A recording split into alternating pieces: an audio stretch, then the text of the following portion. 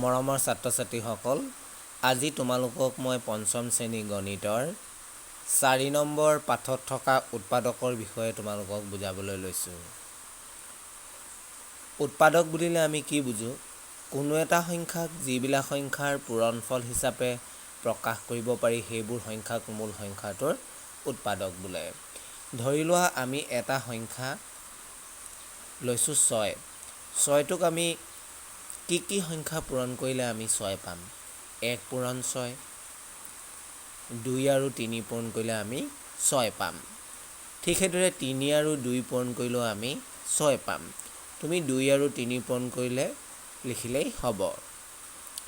এতেকে আমি 6 উৎপাদকবোৰ পাম যদি আমি সজাই লিখোঁ 1, 2, 3 আৰু 6।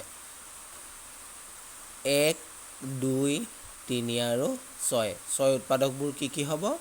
1, 2, 3 আৰু 6। আমি যদি আন এটা সংখ্যা লওঁ 10 যদি লওঁ, কি সংখ্যা পূৰণ কৰিলে আমি 10 পাম? 1ৰ লগত 10 পূৰণ কৰিলে আমি 10 পাম। তুমি 2 ঘৰ যদি নেওতা মাতা, 2 ঘৰ নেওতা মাতিলে তুমি 2 5 গুণ 10 পাবা।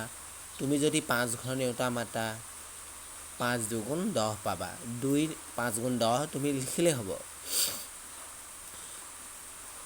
3 ঘৰ যদি তুমি নেওতা মাতা তুমি 10 নোপোৱা। 4 ঘৰ যদি তুমি নেওতা মাতা 10 নোপোৱা।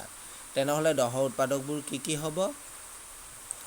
সজাই লিখিলে 1, 2, 5 আৰু 10। চোৱা 1, 2, 5 আৰু 10।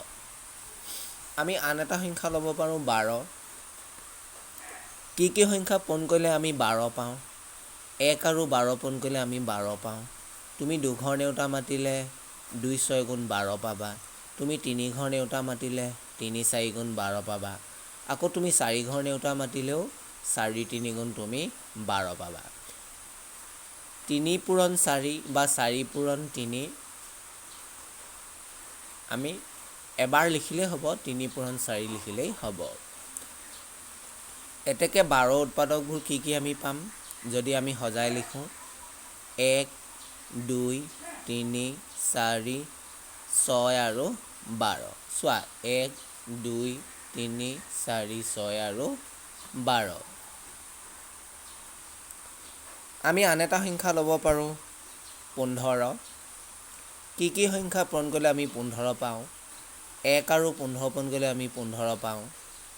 তুমি 3 ঘৰ নেওতা মাতিলে 3 5 গুণ 15 পাবা। আৰু 5 ঘৰ নেওতা মাতিলে 5 3 গুণ তুমি 15 পাবা। এতেকে 15 উৎপাদকবোৰ হ'ব সজাই লিখিলে 1, 3, 5 আৰু 15। 1, 3, 5 আৰু 15।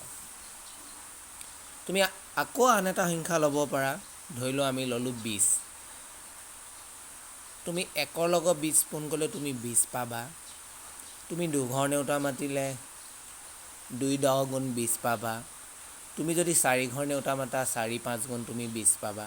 আৰু 5 ঘৰ নেওতা মাতিলে 5 4 গুণ তুমি 20 পাবা। তুমি 4 পূৰণ 5 লিখিলেই হ'ব।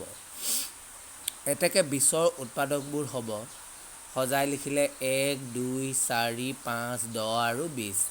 1, 2, 4, 5, 10 আৰু 20 হ'ব। আমি আন এটা সংখ্যা ল'ব পাৰোঁ 24 ল'ব পাৰোঁ। তুমি 1 ঘৰ নেওতা মাতিলে 1 পূৰণ 24। 1ৰ লগত 24 পূৰণ কৰিলে 24 আমি পাম।